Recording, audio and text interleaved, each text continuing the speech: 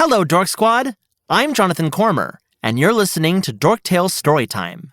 John in Character presents Dorktales! Storytelling with a geekish twist. Harumph. Oh, well, finally. It's been a while since you were on my couch sighing Harumph, Mr. Redge. I see your side eye, and I refuse to acknowledge its power. Now, what's the matter? I don't want to talk about it. Are you sure? 'Cause you just stormed into my home, slammed the front door so hard the walls shook, then half-fainted, positioning yourself dramatically across my couch while audibly groaning and growling. Are you sure you don't have something to get off your chest?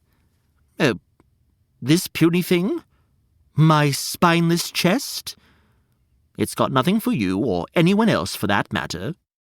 Well, I mean, that was just a figure of speech. You don't really have to get anything off your chest if you don't want to. Oh, but if I hold it in, I might explode. Oh, wow. You're doing a bunch of emotional loop-de-loops today, huh, buddy? What gave it away? Well, let's start with the Harumph. Why do you keep doing that? I don't even say it that way.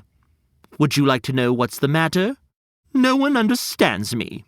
That's what. Oh, Reg, I understand you. You think you do, but you really don't, Jonathan. You put in a valiant effort, mate, but really, I'm just a loser.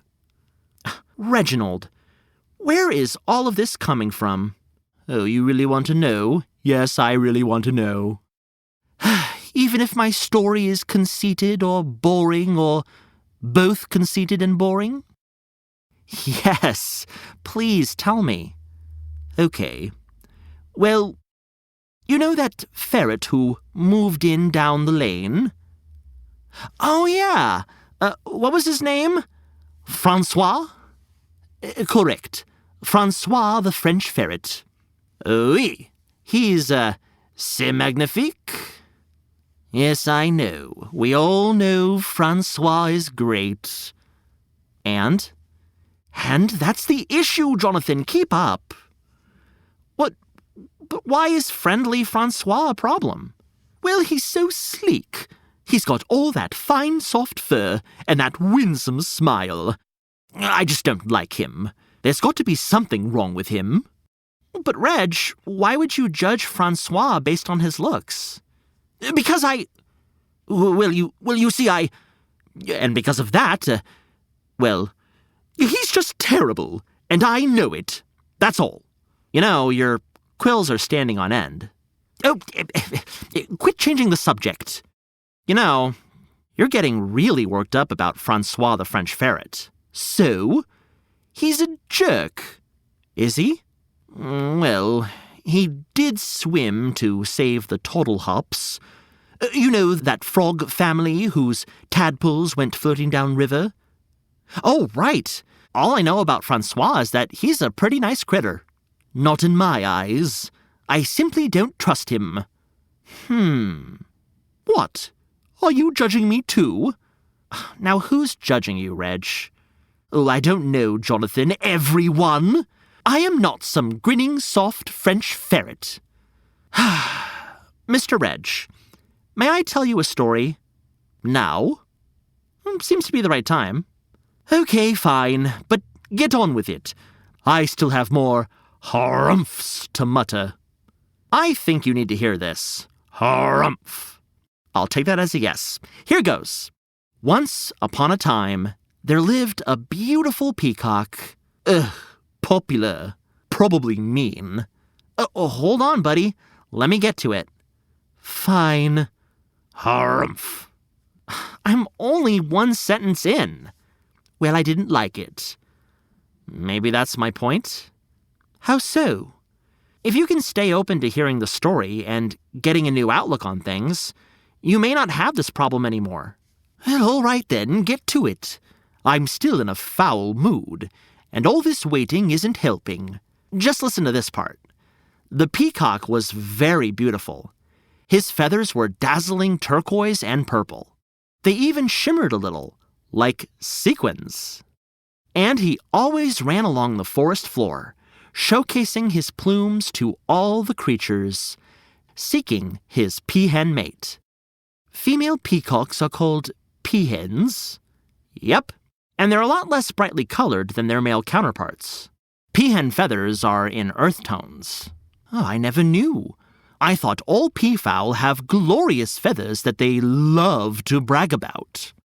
Au contraire, mon frère. On the contrary, my friend. Peafowl can't really help what they look like any better than you or I. When creatures are mean, it has less to do with their outward appearances and more to do with their character. So, what about this peacock in the story, Well, even though this peacock was just trying to meet his mate, he was also pretty boastful about his looks. Ah, I told you so. Yes, in this case, you were right. Why do you have to say, in this case? Just say I was right. Harumph. This is exactly my story's point, Reg. But I was right. Now, Reg, don't go back to sulking. I'm trying to tell you the story because I think it ties in with your feelings about Francois the French ferret. Oh, fine. I'll listen. Thank you. Now, where was I? The overconfident peacock. Oh, yes. The peacock was well beyond self-assured. When he came across a crane at the local pond's edge, he immediately judged her. Rude. Oh, but Reg, you were also just... Oh, never mind. We'll get there. Eventually. The peacock strutted up to introduce himself to the crane. Hello, crane, he announced. I haven't seen you around this pond before. Are you new? He asked. Oh, no. I actually grew up a few ponds away, but I visited here often. Today I'm just stopping by, she replied as the peacock looked her up and down suspiciously. I'm looking for a mate, said the peacock.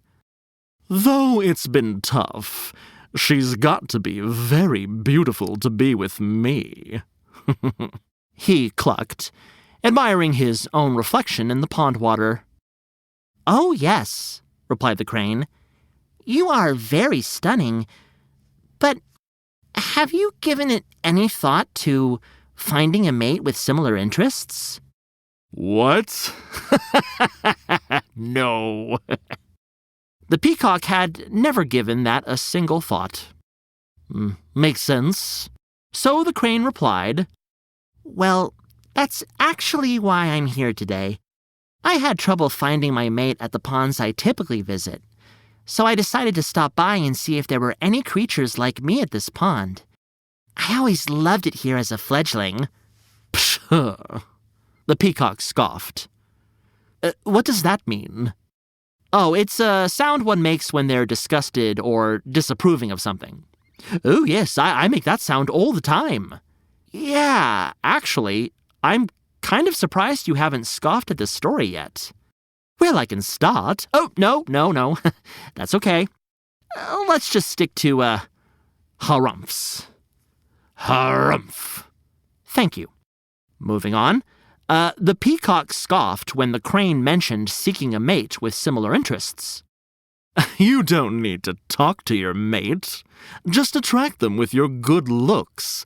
Like me. Though I doubt anyone, especially another crane, would ever be excited to see you. The crane looked at her reflection in the pond. Me? Well, why not? She replied. And the peacock said, Well, first of all, your plumage is just so blasé. You can't even compare to one of my tail feathers. I'm sorry to say it, but you look boring, and I do not. So? Replied the crane. Wow, she's really not getting it, is she? I have a feeling the crane gets it even more than you, Reg. How so? Well, see, Miss Crane wasn't seeking a mate for their looks. She wanted a connection. So she replied, I understand where you're coming from, Peacock, but you must be missing my point. It's not my plumage that will attract my mate. It's not. The peacock sneered.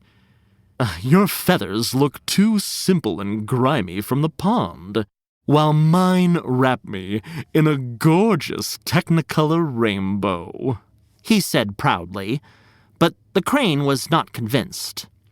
Yes, you are very beautiful, but I don't envy you at all. What? The peacock scoffed again and said, What? Don't lie.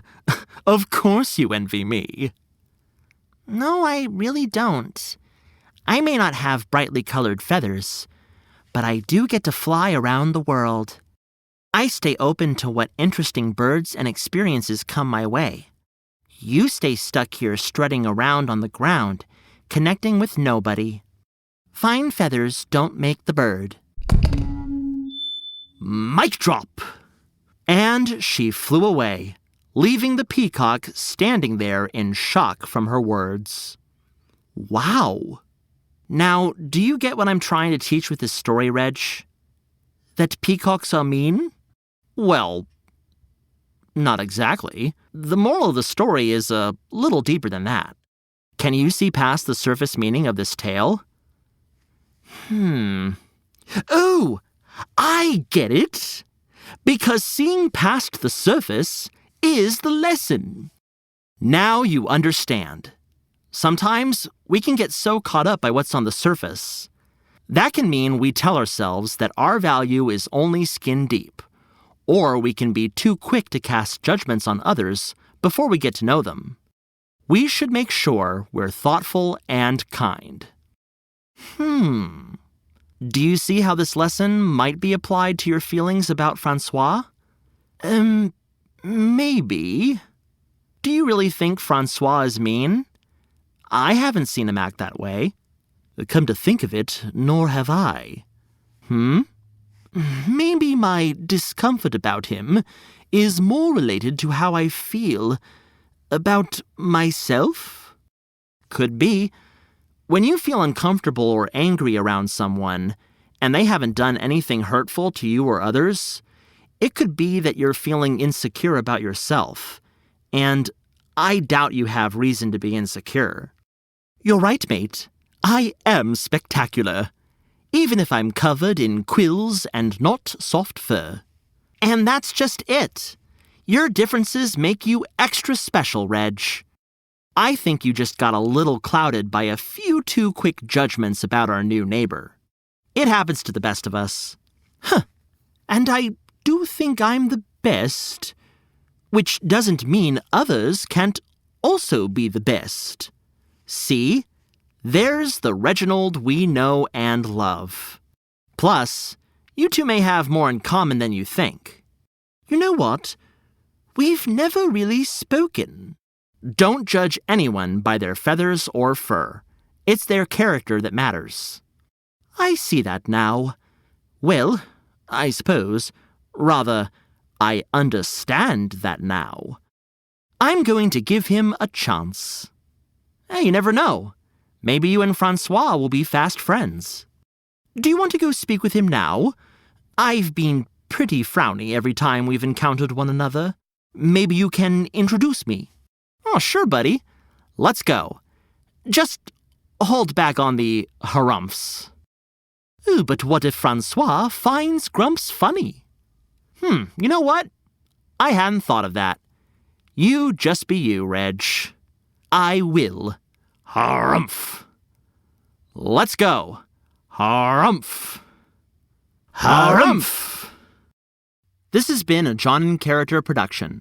Today's story was written by Amy Thompson and performed by Jonathan Cormur. Sound recording and production by Jermaine Hamilton at Hamilton Sound Studios. Reach out to us on Instagram or email us at dorktalestorytime@gmail.com. Find links in the show notes or go to dorktalestorytime.com. Now, go be the hero of your own story, and we'll see you next Once Upon a Time.